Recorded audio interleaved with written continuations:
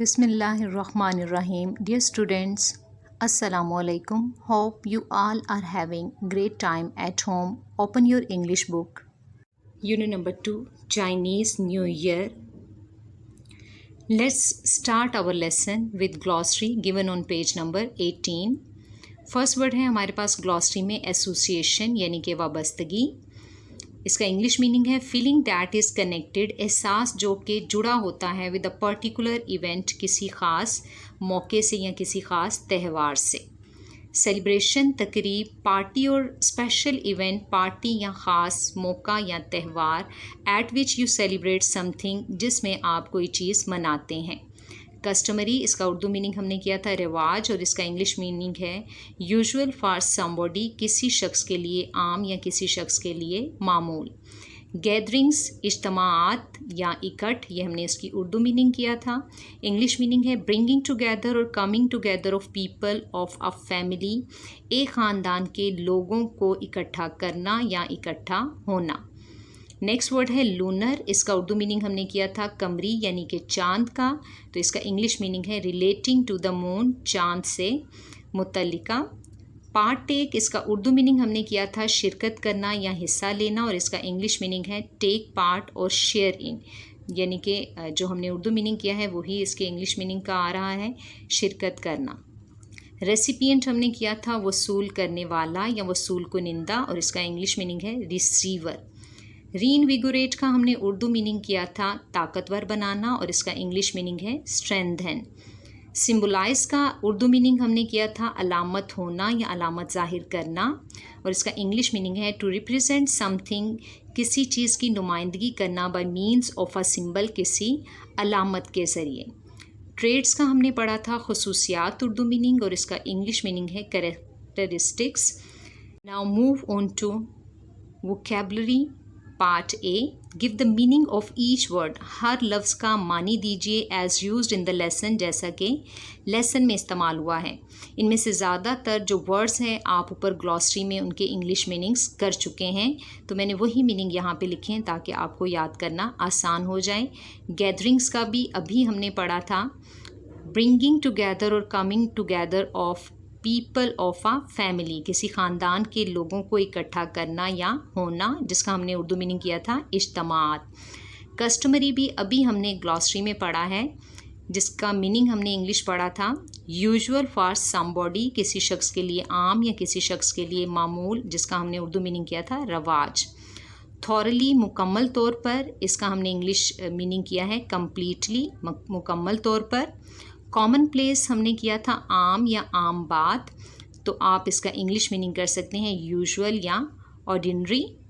Part take का भी अभी हमने ग्लॉसरी मीनिंग किया था टेक पार्ट, और आप इसका शेयर इन भी कर सकते हैं.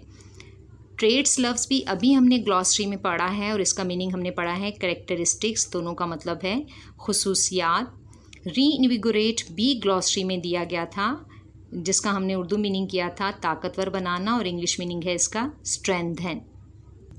अब हम वोकैबुलरी के पार्ट बी को देखते हैं. फॉर्म नाउन्स, नाउन्स बनाइए फ्रॉम द गिवन वर्ड्स, दिए गए अल्फाज से, and use the nouns in the sentences, और उन नाउन्स को सेंटेंसेस में इस्तेमाल करें. यानी आपको दो टास्क दिए गए हैं. एक तो ये है कि जो आपको वर्ड्स दिए गए हैं आपने इनको नाउन में कन्वर्ट कर देना है, और नाउन आप जानते हैं कोई भी नेमिंग वर्ड होता है. ये नेमिंग वर्ड जो है वो किसी भी पर्सन का भी हो सकता है, प्लेस का भी हो सकता है, और थिंग का भी हो सकता है. आपको जो भी लफ्ज़ दिए गए हैं, वेदर वो वर्ब्स हैं या एडजेक्टिव हैं, आपने उनको नाउन बना देना है. एग्जाम्पल में देखिएगा, सेलिब्रेट, सेलिब्रेट का मतलब होता है मनाना. सेलिब्रेट एक वर्ब है, और इसका नाउन हमें दिया गया है सेलिब्रेशन. अब हमारे पास जो पहला लफ्ज़ दिया गया है जिसको हमने नाउन में तब्दील करना है वो है गैदर, इकट्ठा करना. इकट्ठा करना जो है वो वर्ब है, और इसका नाउन हम बनाएंगे गैदरिंग, इकट्ठ.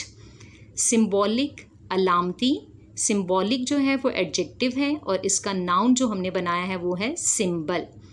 प्रॉस्पर, खुशहाल होना. प्रॉस्पर जो है वो वर्ब है, और इसका नाउन है प्रॉस्पेरिटी.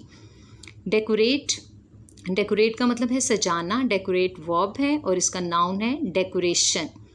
इनकरेज, हौसला अफजाई करना, ये वर्ब है, जबकि इसका नाउन है इनकरेजमेंट. ये जो हमने नाउन बनाए हैं, आपने अब इन नाउन्स को खुद ही अपने सेंटेंसेस में इस्तेमाल करना है। सी पार्ट को देखिए, translate the following paragraph into Urdu. Paragraph जो आपको नीचे दिया गया है उसको उर्दू में ट्रांसलेट करें। इस पैराग्राफ को हम पहले ही उर्दू में ट्रांसलेट कर चुके हैं, इसे दोबारा ट्रांसलेट करने की ज़रूरत नहीं है। Now move on to reading comprehension. Reading comprehension में हमारा टॉपिक है analysis of patterns of text organisation. Unit number 1 में मैं आपको पैटर्न्स ऑफ टेक्स्ट ऑर्गेनाइजेशन के बारे में बता चुकी हूँ कि पैटर्न्स ऑफ टेक्स्ट ऑर्गेनाइजेशन में हम देखते हैं कि राइटिंग में इंफॉर्मेशन को किस तरह से ऑर्गेनाइज या अरेंज किया गया है। पैटर्न्स ऑफ टेक्स्ट ऑर्गेनाइजेशन किसी पैराग्राफ में या एसेज में या चैप्टर्स में सपोर्टिंग डिटेल्स के दरमियान पाए जाने वाले रिलेशनशिप को जाहिर करती है। और ये जो सपोर्टिंग डिटेल्स की अरेंजमेंट या ऑर्गेनाइजेशन होती है, ये हमारी मदद करती है उस मवाद को सीखने में जो हम पढ़ते हैं। पार्ट ए देखिए, चूज़ द करेक्ट ऑप्शंस। दुरुस्त ऑप्शंस का इंतखाब कीजिए। नंबर 1 पे हमारे पास है Chinese new year falls somewhere. चीनी साले नौ कहीं आता है। ऑप्शन ए है ऑन जनवरी 21 21 जनवरी पर। ऑप्शन बी है ऑन फरवरी 20 20 फरवरी पर। और सी ऑप्शन है बिटवीन जनवरी 21 एंड फरवरी 20 21 जनवरी और 20 जनवरी के दरमियान। तो हमारा करेक्ट ऑप्शन है सी, यानी कि बिटवीन जनवरी 21 एंड फरवरी 20। तो सी के ऊपर आप टिक मार्क करें। नंबर 2 पे है पैराग्राफ 1 गिव्स। पैराग्राफ नंबर 1 देता है, ए ऑप्शन है जनरल डिटेल्स ऑफ फेस्टिवल्स, त्योहारों की आम तफसीलात।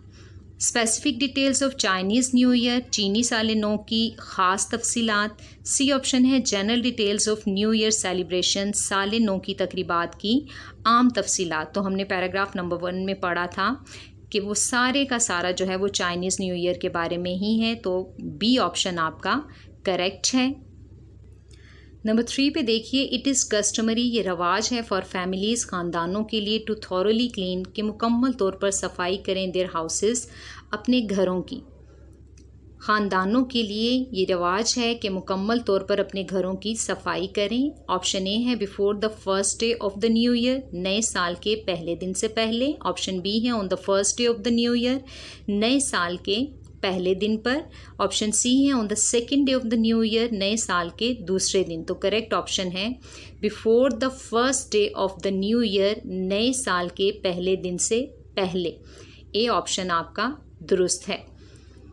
नंबर 4 देखिए, hanging up signs and posters on doors and windows, दरवाज़ों और खिड़कियों पर अलामात और इश्तिहारात लटकाना। मीन्स मतलब होता है लव एंड सिंसियरिटी, ये आपका ए ऑप्शन है, यानी कि मोहब्बत और खुलूस। बी ऑप्शन है केयर एंड अफेक्शन, प्यार और मोहब्बत। सी ऑप्शन है लक एंड हैप्पीनेस, किस्मत और खुशी। तो करेक्ट ऑप्शन है लक एंड हैप्पीनेस, यानी सी ऑप्शन आपका करेक्ट है। नंबर 5 पे देखिए, envelopes are not to be opened, लिफाफे नहीं खोले जाते अनटिल, जब तक के ना। ऑप्शन ए है द गिवर हैज़ लेफ्ट, देने वाला छोड़ चुका हो, the home of the recipient, वसूल करने वाले के घर को। बी ऑप्शन है the recipient has left the home of the giver, वसूल करने वाला देने वाले के घर को छोड़ चुका हो। नंबर सी ऑप्शन है the giver has gone to sleep, देने वाला सोने जा चुका हो। और हमने जो बुक में पढ़ा है उसके अकॉर्डिंग बी ऑप्शन सही है, जो है the recipient has left the home of the giver, वसूल करने वाला देने वाले के घर को ना छोड़ चुका हो, अनटिल ऊपर इसको नेगेटिव बना रहा है। तो करेक्ट ऑप्शन है B. That is all for today. Thank you. अल्लाह हाफिज़।